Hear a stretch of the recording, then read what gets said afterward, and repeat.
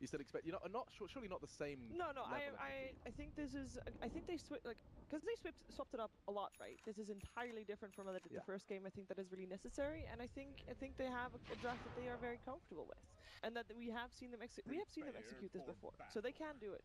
I still think Virtus Pro, like Ted says, they're not revealing anything, and they feel extremely comfortable. And it's like, okay, you know what? We just pick this.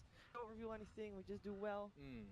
Let's see. They're the better team, so they are the better team. The better team, and it's the better team doing basic Dota as well. It seems to be the general consensus on this. It's never basic at this level. No. Alex. I don't know what you guys do in CS:GO. I'm allowed to use Winter's words. When Winter says it, I'm allowed to steal it. All right. Well, I'm just going to go ahead and get off the screen so I can go ahead and blush. Let's introduce two people that always make me blush. It's of course Toby One and Malini to cast through this one. It's obviously the fantastic looks of Malini and the weird red-headed Australian. Just sets everyone. He just made it awkward, Toby. Just thank him for the compliments. Just thank him. Yeah. Thanks, machine. Thanks, machine. Come on, Toby. I'm glad you're here.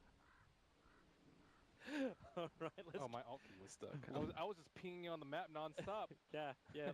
Let's not do that and destroy all the observers' experience. So NP versus VP. VP. Again, we have the same kind of similar thing.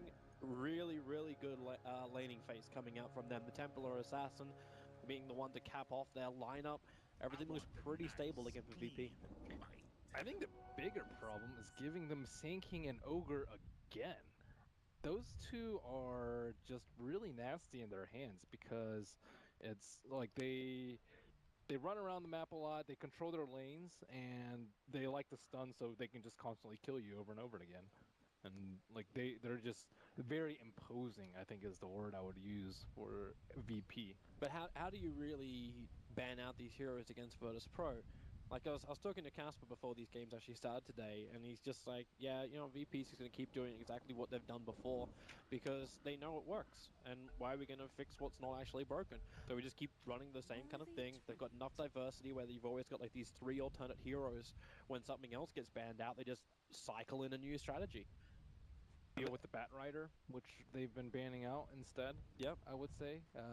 This game, they didn't ban out the SD and they tried to take it themselves. I think that Ogre is a much better first pick personally against VP, but then you'd give them SD Luna. Yeah, that's what they're trying to avoid, right? That can be manageable though, because if you give them that, then you can take the Sand King yourself, who is also really good versus the illusions. I think that's why VP took it in the second phase. They're like, oh, you're going to ban Sniper? Sure, I'll take Sand King. You want to pick a Manta plus a illusion hero? Okay, I'll get Ags and own all of your illusions with Caustic. And then they were severely limited in their carry choice. They had to go with a Sven, who doesn't even use illusions, so now the first pick's kind of wasted. They don't have the Marauder to pair up with it. What exactly is the SD supposed to do this game?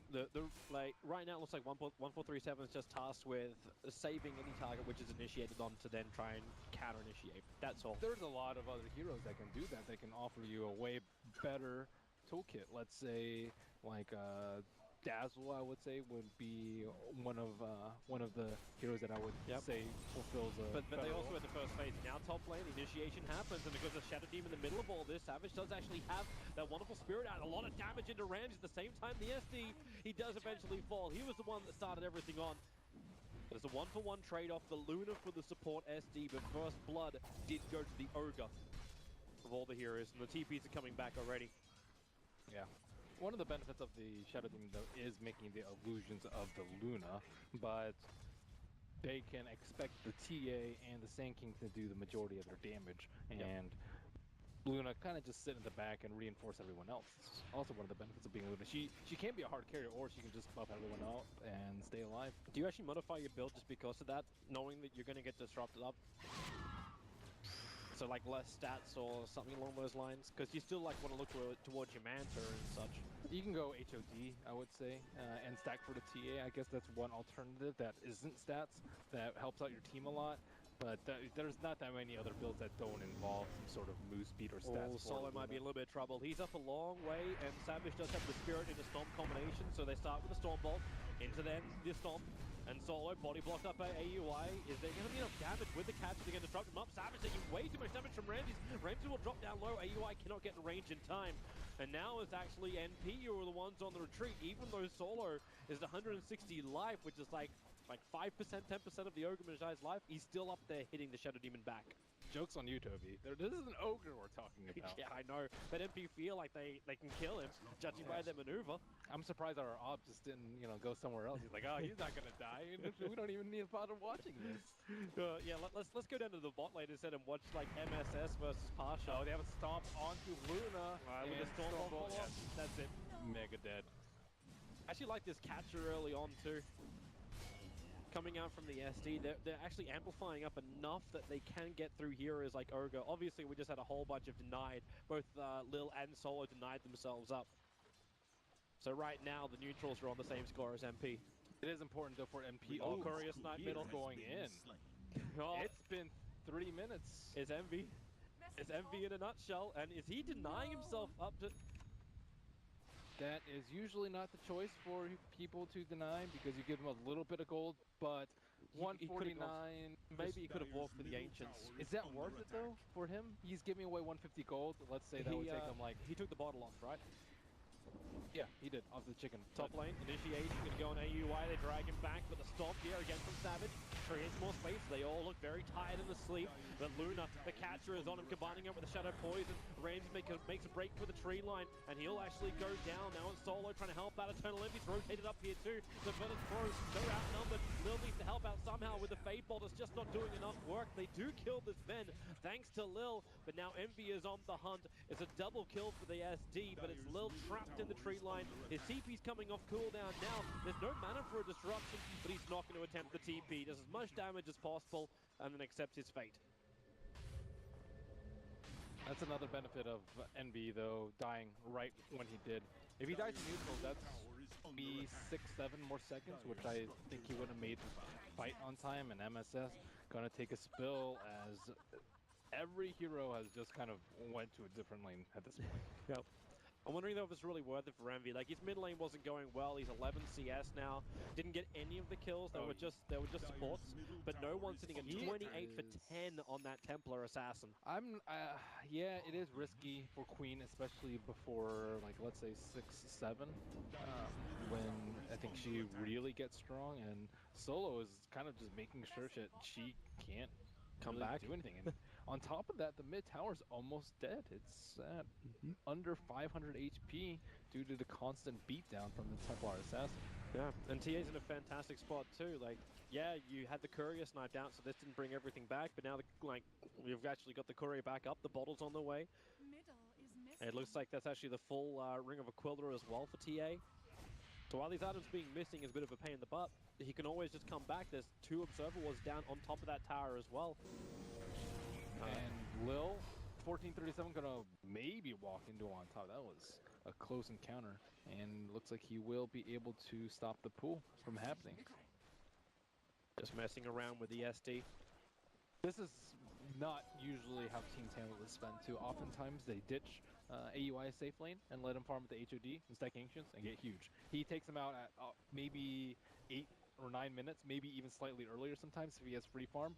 Yep. And this game, he still doesn't even have treads. He is struggling, and he takes up a lot of space on the map, but only if he has HOD, because otherwise who's going to be able to stack the Ancients? No one's even like SD Fire Strike. Are they going to go straight through the tree lines? They want vision first, and they'll get the pickup, throw him down. They know that Stomp's on their way. Now create a little bit of space. MSS with a great rotation. Hook shots in. Lil as well as Pasha. They split up while Pasha stunned up as the SK goes down the battery assault. It will allow Lil to escape.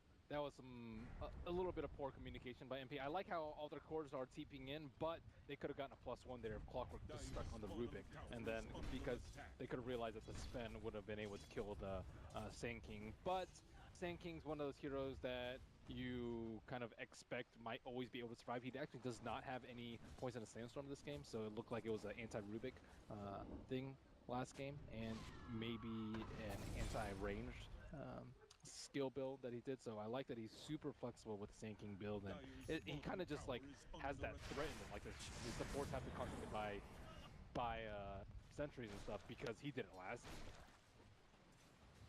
And MSS, he's not going to get close enough to actually hit on the range, but again, VP have done the same kind of thing. Chip away at the tower and then just open it up for another maneuver, and MP have to commit multiple heroes to try and stop it. Again, MP comes back to try and hold this mid tower, but that's a double damage rune on a Templar Assassin. Envy cannot fight that. At least he has the Bassi for a little bit of armor, so he doesn't get destroyed. He's sitting at, what, 6 armor? It's decent at this point in time, but the problem is he is underfarmed and does not have any treads at the moment. Underfarmed behind, like 2.3k to 4k net worth. And nice deny coming out from Envy, even with the DD, and don't think he had refraction charges at that point, but Radiant has used scan. Yeah, they scanned the mid lane, but it would have captured anyone that was sitting in the tree line behind the tier 1 tower. They had the observer ward down near the Ancient, so they kind of saw it anyway. They were looking for the Invis clock. Ah. And now, because it turned up positive or negative, I guess green is kind of deceptive. It turned up that there were no heroes there, so they assumed that he's on bottom. Yep. And they're making the correct play by playing very safe. No one in a little bit of trouble. He's right underneath the obs in the sentry too, so there's not even a meld dodge available to him, but that hookshot needs to get there, and they can't get far enough over. That's some really good game sense by no one right there. He knows that MSS would try and rotate back to the mid, but he would have to come from the bottom side. So to dodge the range of the super long range hookshot, he goes to the north side. Like VP are just on top of their game right now. And they're having everything going their way. Like Ramsey's about to take up a nice easy stack, which Solo's prepared for him too. That's after they bring down the tier 1 tower. The advantage of NP is their D push is still quite good. Like just Elder Titan himself already makes the pushing quite difficult. Because it's too much of an easy setup for MSS. You get that sleep out with a stomp. MSS just jumps in with hookshot, then quick follow up from the rest of MP. But they need to make space for AUI. Yeah, they pinged out this tree. They know that this tree is actually hurting them a lot. The one that's next to that observer ward. They can't actually see into the Ancients with that ward. The sentry doesn't reach over. Yeah, but the observer ward doesn't see anything. It's really blind as to what's going on. But he threw it down. Like the reason why they committed both the sentries is because when that obs was thrown down, Savage was right on top of the hero, so he's expecting the camp to be blocked. They actually just soak up so much money through the sentry wards, and they don't get the ward. Now hookshot over, nice catch, catching Solo out, trying to go through that little bit of a choke point, but Clockwork right in the money. Tunnel Envy in the neighborhood as well. There's a lot of heroes down the bot lane for NP. You've got just the SD going solo against the SK, and I suppose that's the only hero that can stand in the lane against the SK. Yeah, and Pasha is very aggressive as soon as he knows that there are heroes on the other side of the map. He's already got Blink. Skipping the creep wave, yep. 10.5 minutes Blink Dagger. TP bottom lane can prep for the epicenter just as MP thought they were going to have the better fight here. That was a well-placed Spirit. Blink Burrow Strike catching out 2 from Pasha. Will it be enough at the moment with the Lucent Beam? They slow down AUI. MSS creates a lot of space with his cogs, allowing MP to TP out in the tree line. Can anyone get a catch? Lil needs vision. He doesn't get it. And the stomp will help create even more space. Savage really on the money on that ET. Yeah, he scouted out that Blink sinking or the TP even, which gave MP the heads up to dodge that fight, and that was definitely gonna go sour from the net. Oh, but they blink, they borrow, they're gonna go on Eternal Envy.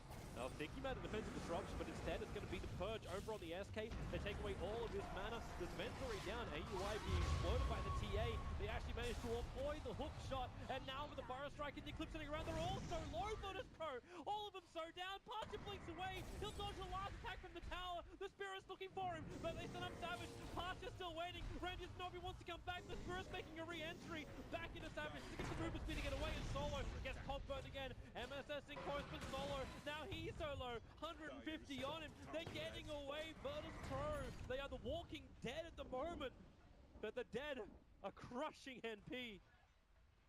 Wow, so much skillful maneuvers that we saw coming out from VP right there. They just dodged everything. They dodged the hookshot, they dodged the flare, they dodged the Elder Titan Spirit, and any one of those would have spelled their demise had they connected. And they chain the stuns perfectly too. They get away. Like that's one of those beautiful things just to watch later. And you're seeing now VP flexing their muscle like no one. Mel strikes Envy, takes away 2/3 of his life in one attack. Yeah, he can't. Yeah, let's watch it again. So Pasha is kind of stranded. He's got no mana to work with. They throw the split down. MSS misses the hook shot. That would have been the death of Solo right there. And Lil and Ramses. That eclipse Manning does up. so much work. All these sticks. This blink. You can just see it slow motion, then boom. Straight away at the last second. Now we come back live and we'll see Pasha being initiated on. We left with Pasha's play. And we come straight back to it. He'll perch up on the SD. Ball stick shouldn't be enough to pop him with a hook shot forward now. It's actually the SK. Isolated the Boris strike underneath the cogs, but AUI just sitting there farming up. He'll farm an SK-wise in the neighborhood. Efficiency maximized. Pasha didn't think they were going for the kill there. And Ramsey's like, why aren't we going for the kill? And they just needed one more right click, I would say. And maybe perhaps expecting that the Caustic would finish him off. But raindrops make kills difficult.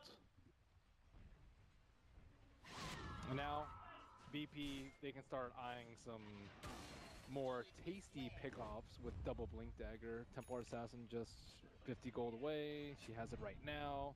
And Roche is at their disposal. Or AUI, I don't know if he really wanted to do that. He just Quelling Bladed down an Observe Ward while under the cover of smoke.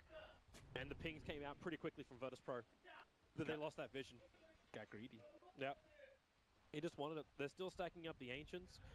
But the rotation's coming down to bottom lane, and Ramses and Lil, like, obviously the warning bells flagged by taking out that Obs Ward.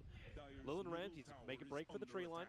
Lil stays close enough where he would break the smoke on them, and now, in fact, yeah, AUI shows himself, and VP knows what's up. It's a really difficult gank to make happen because of the Luna's night vision with Lunar Blessing.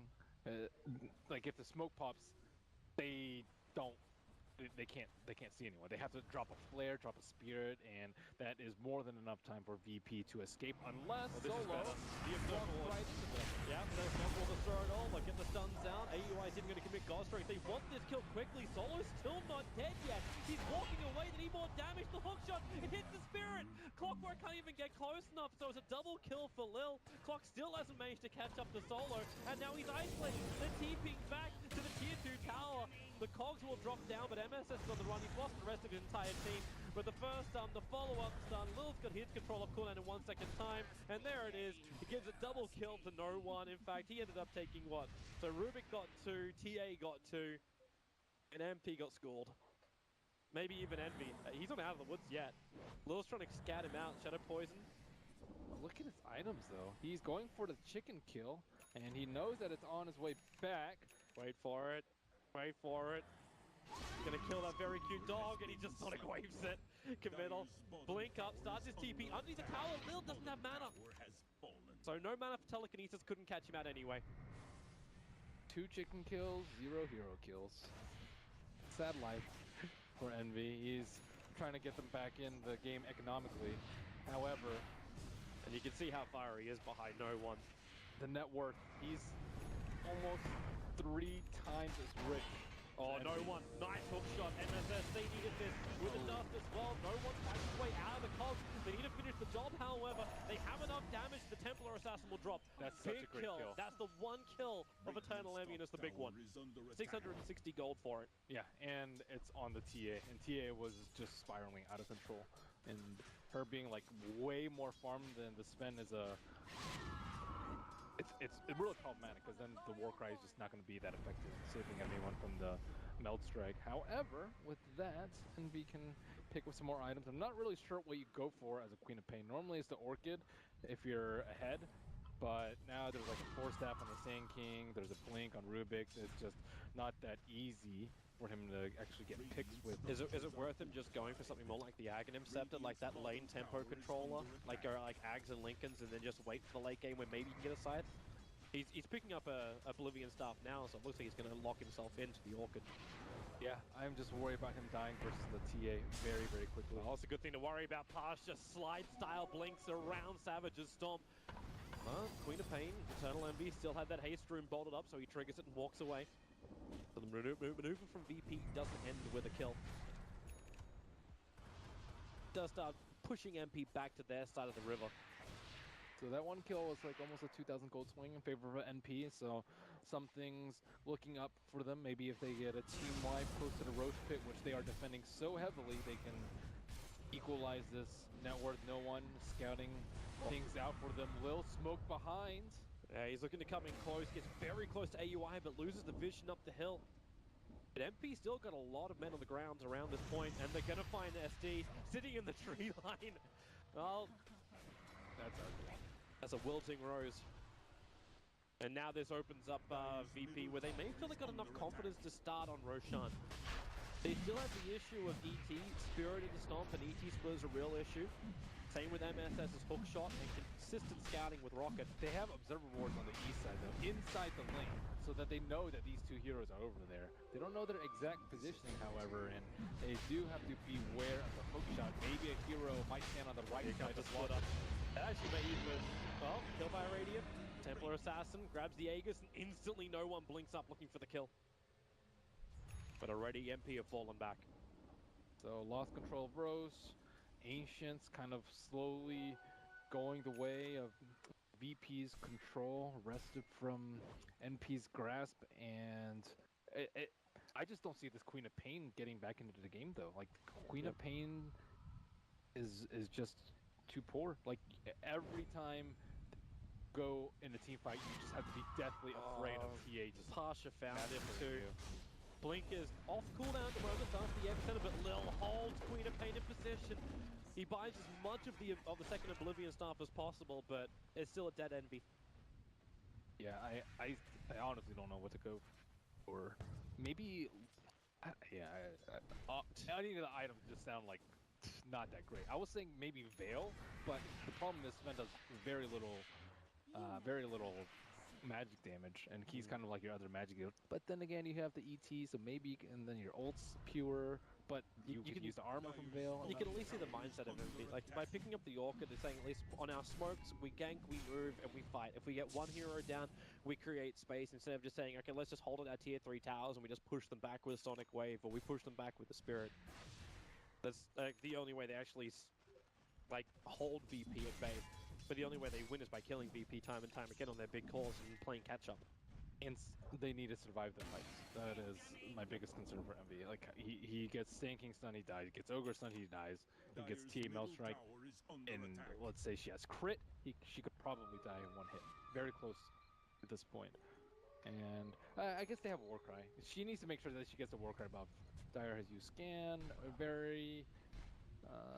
it's just not very unsurprising that VP are just perched at the end. Okay, no one's already counted Envy.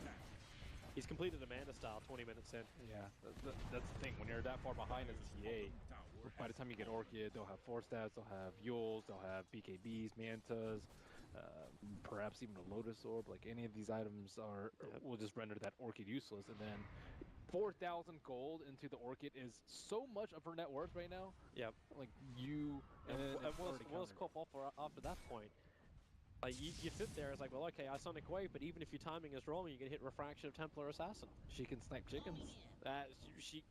Two chicken kills. Yeah. EE, Chicken Hunter. That's a lot of gold. Or you kill Templar Assassin to get so much more. But right now, it's MP, you have to be on the defense. They're still not TP'd back yet, so VP, they start their push. The Spirit Stomp again, being available. This will slow down the attack, but it's definitely not going to stop it. I mean, to bring everyone is back. Watching AUI with that Blink Echo Saber of his.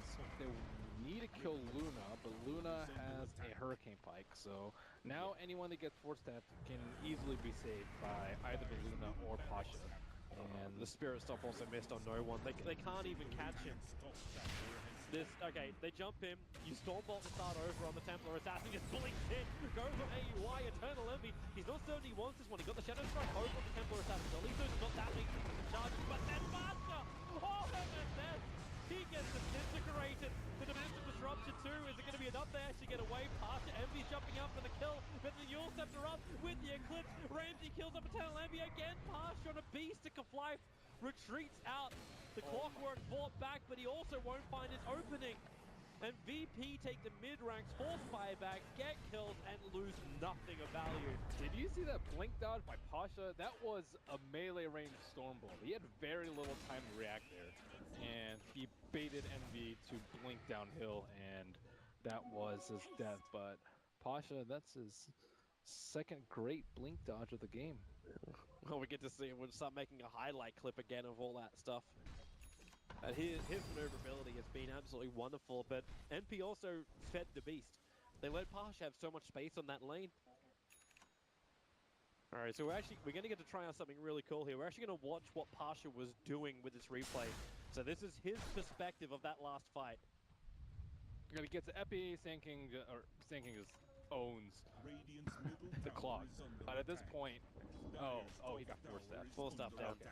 It was. I thought it was a blink. It was at least its own force stuff. But Ramses, like this Yule Scepter timing with the Eclipse, like Pasha made him feel like EE had a chance.